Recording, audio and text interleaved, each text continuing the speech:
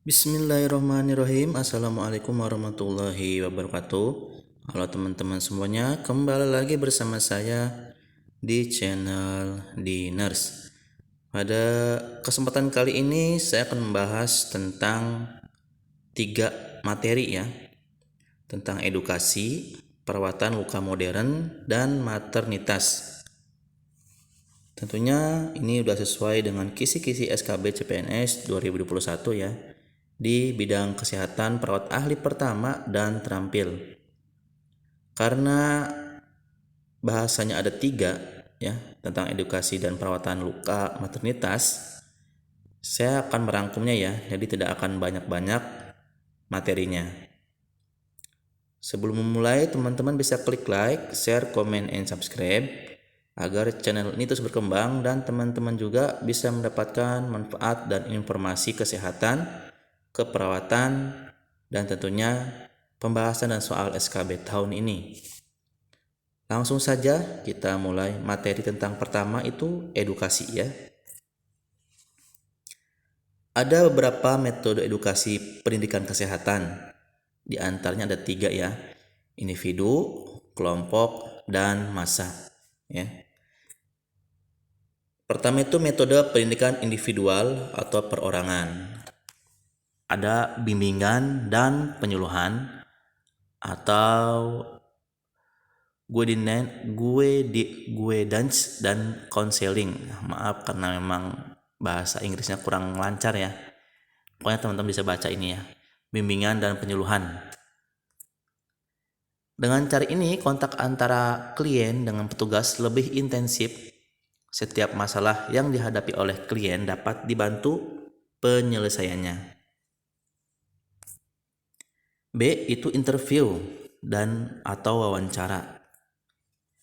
Cara ini sebenarnya merupakan bagian daripada bimbingan dan penyuluhan, wawancara antara petugas kesehatan dengan klien untuk menggali informasi mengapa ia tidak tahu atau belum menerima perubahan, ia tertarik atau belum menerima perubahan, untuk mempengaruhi apakah perilaku yang sudah tahu atau yang akan diadopsi mempunyai dasar pengertian dan kesadaran yang kuat ya. Jadi untuk metode individual atau perorangan ya, ada dua nih. Pertama bimbingan dan penyuluhan atau interview ya. Itu di metode pendidikan kesehatan individual atau perorangan. Yang kedua itu metode pendidikan kesehatan kelompok ya. Ada kelompok besar. Yang dimaksud dengan kelompok besar di sini adalah apabila peserta penyuluhan itu lebih dari 15 orang. Metodenya diantaranya itu adalah ceramah dan seminar. Ingat ya, itu metode kelompok besar itu kalau lebih dari 15 orang digunakannya metode ceramah dan seminar. Selanjutnya adalah metode kelompok kecil ya. Apabila peserta kegiatan itu kurang dari 15 orang ya. Contoh dari metode kelompok kecil itu adalah diskusi kelompok, curah pendapat atau brainstorming, bola salju atau snowballing, kelompok kecil atau buzz group, role play atau memainkan peran, dan permainan simulasi. Ya, itu ada di metode kelompok. Ada besar dan ada kecil. Untuk metode publik massa itu tidak saya bahas ya. Pastinya kalau udah publik atau massa itu menggunakan metode yang besar pasti. Baliho atau siaran televisi dan sebagainya ya. Lanjut ke keperawatan luka modern ya. Berdasarkan proses penyembuhan dapat dikategorikan menjadi tiga ya. Ada penyembuhan primer, penyembuhan sekunder, atau delay primary healing ya. Penyembuhan primer itu tepi lukanya bisa menyatu kembali, permukaan bersih, tidak ada jaringan yang hilang. Biasanya terjadi setelah suatu insisi, berlangsung dari internal ke eksternal. Untuk penyembuhan sekunder atau healing by secondary intention ya, Sebagian jaringan hilang, proses penyembuhan berlangsung pada pembentukan jaringan granulasi di dasar luka dan sekitarnya. Untuk delayed primary healing atau tertiary healing, penyembuhan luka berlangsung lambat, sering disertai infeksi, diperlukan penutupan luka secara manual. Berdasarkan lama penyembuhan bisa dibedakan menjadi akut dan kronis. Luka dikatakan akut jika penyembuhannya terjadi dalam 2-3 minggu.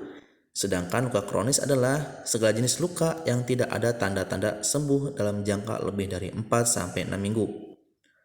Luka insisi bisa dikategorikan luka akut jika proses penyembuhan berlangsung sesuai dengan proses penyembuhan normal.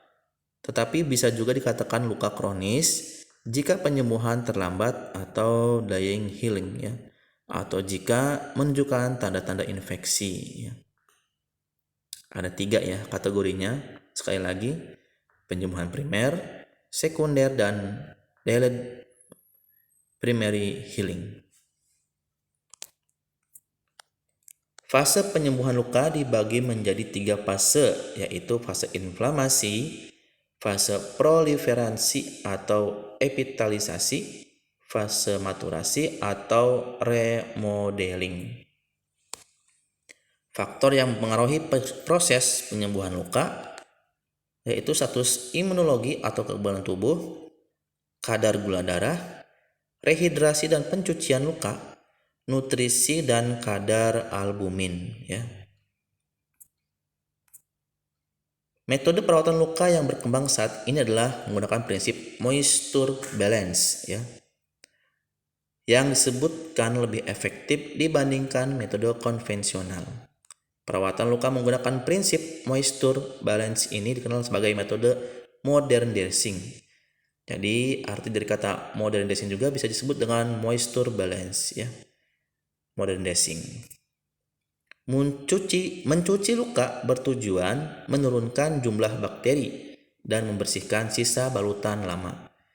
Debridemen jaringan nekrotik atau membuang jaringan dan sel mati dari permukaan luka. Perawatan luka konvensional harus sering mengganti kain kasah pembalut luka. Sedangkan perawatan luka modern memiliki prinsip menjaga kelembaban luka dengan menggunakan bahan seperti hidrogel. Bedanya ya, metode konvensional dan metode dressing modern itu adalah kalau konvensional itu sering mengganti luka ya. Tapi kalau modern dressing itu menggunakan prinsip kelembaban luka ya. Contohnya menggunakan hidrogel. Hidrogel itu sendiri ya berfungsi untuk menciptakan lingkungan luka tetap lembab, melunakkan serta menghancurkan jaringan nekrotik tanpa merusak jaringan sehat, yang kemudian terserap dan ke dalam struktur gel terbuang bersama pembalut atau debridemen autolitik alami. Balutan dapat diaplikasikan selama 3-5 hari sehingga tidak sering menimbulkan trauma dan nyeri pada saat penggantian balutan. Kalau kebanyakan kan konvensional kan 1 hari ganti atau 2 kali sehari ganti. Kalau ini selama 3-5 hari ya untuk modern dressing ya.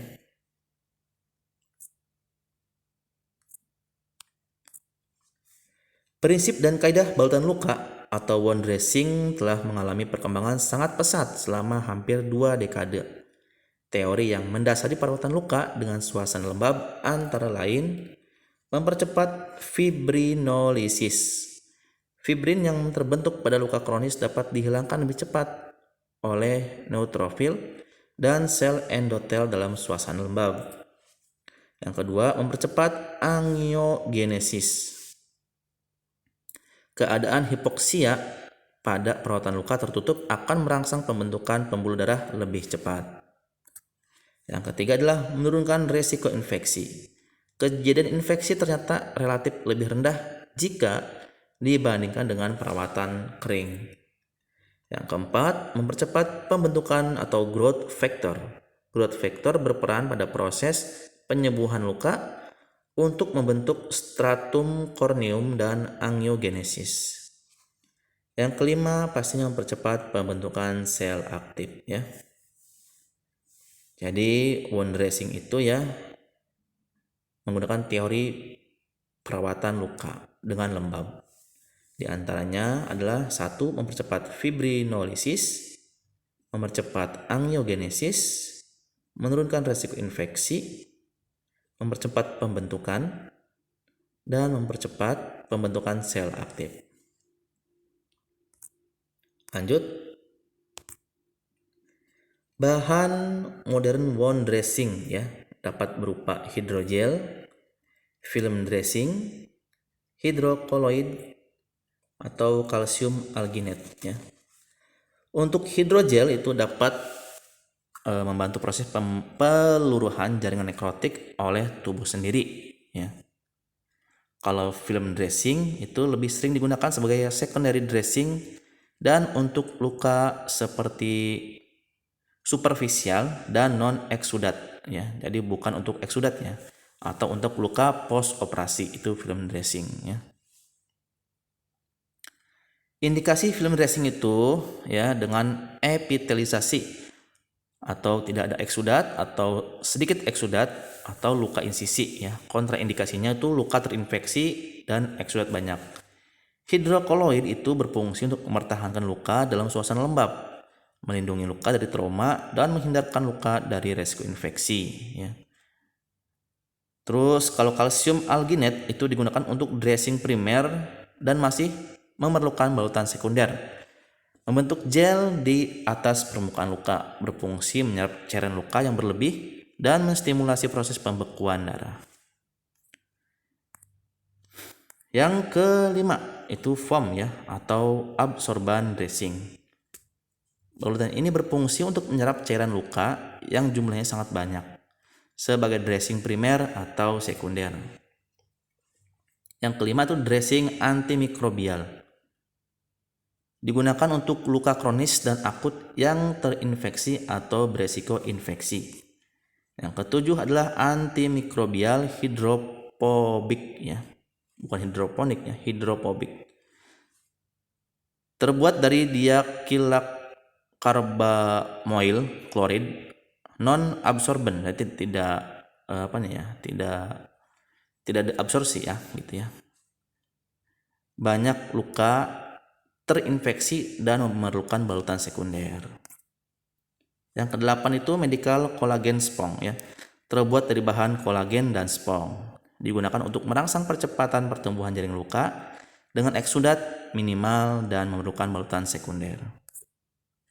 Ini adalah gambaran klinis luka ya. Kalau nekrotik itu kehitaman atau hitam ya. Slug itu kekuningan ya. Kalau granulasi itu merah dan epitel itu udah penyembuhannya, dia warnanya pink. Lanjut ke maternitas ya. Biasanya ada perdarahan postpartum nih teman-teman. Teman-teman bisa baca di sini ya. Perdarahan postpartum itu diagnosanya itu adalah resiko defisit volume cairan berhubungan dengan perdarahan. Tujuan atau kriteria hasilnya itu setelah dilakukan tindakan keperawatan diharapkan defisit volume cairan tidak ada ya.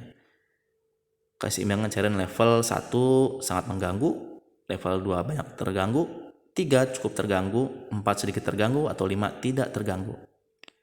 Kriteria hasil yang diharapkan itu asupan nutrien tersebut adekuat ya. Intake dan output cairan adekuat, tekanan darah tidak terganggu, denyut nadi tidak terganggu, turgor kulit tidak terganggu. Untuk intervensi rencana tindakannya itu adalah pengurangan perdarahan atau uterus postpartum ya.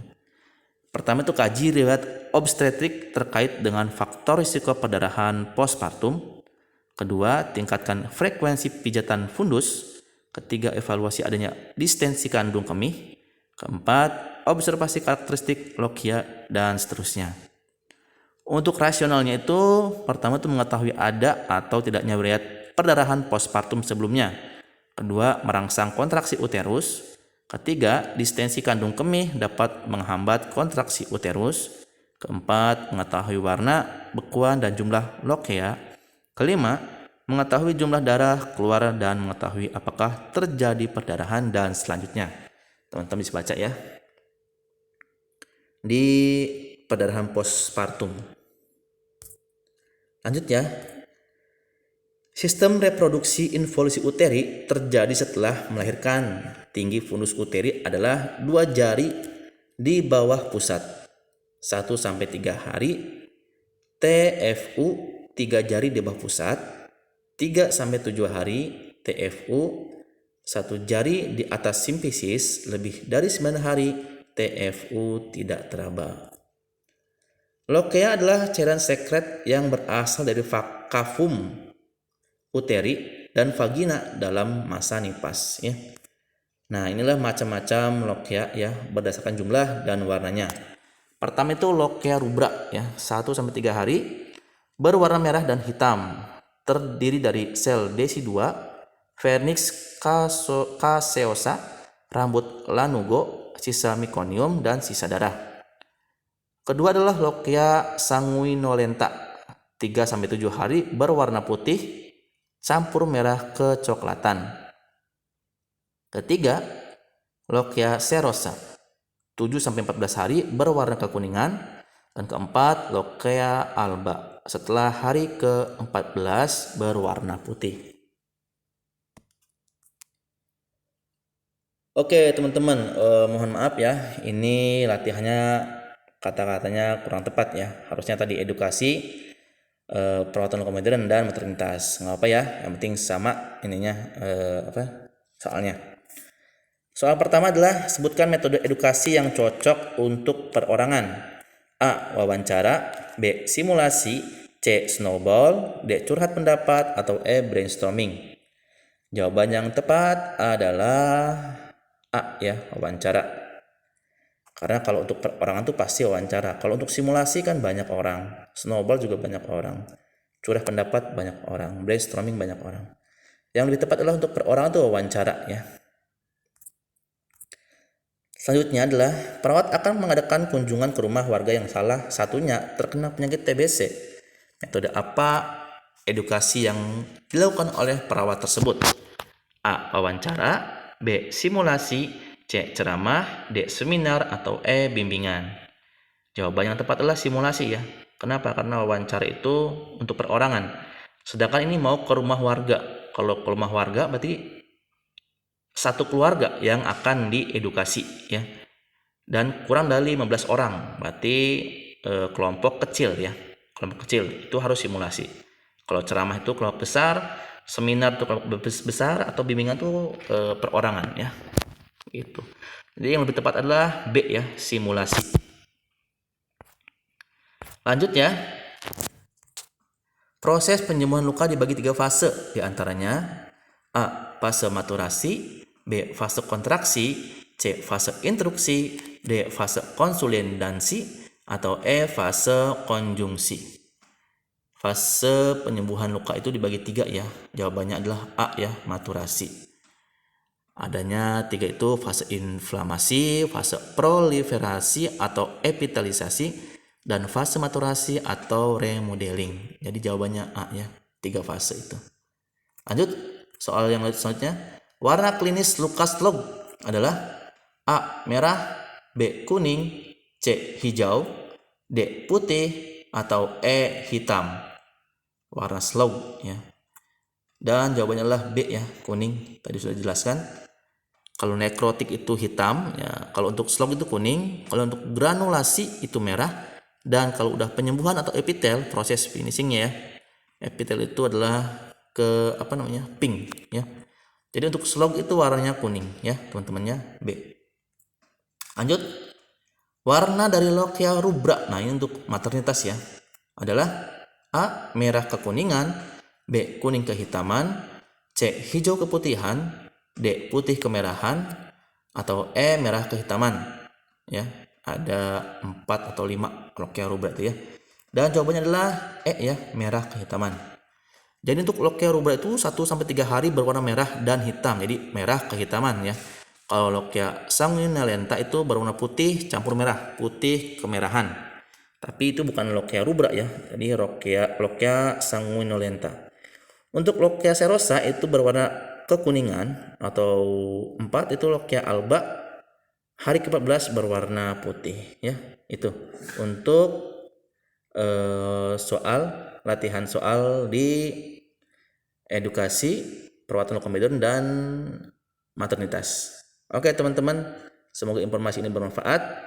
Jangan lupa klik like, share, comment, and subscribe di channel Nurse Channel ya.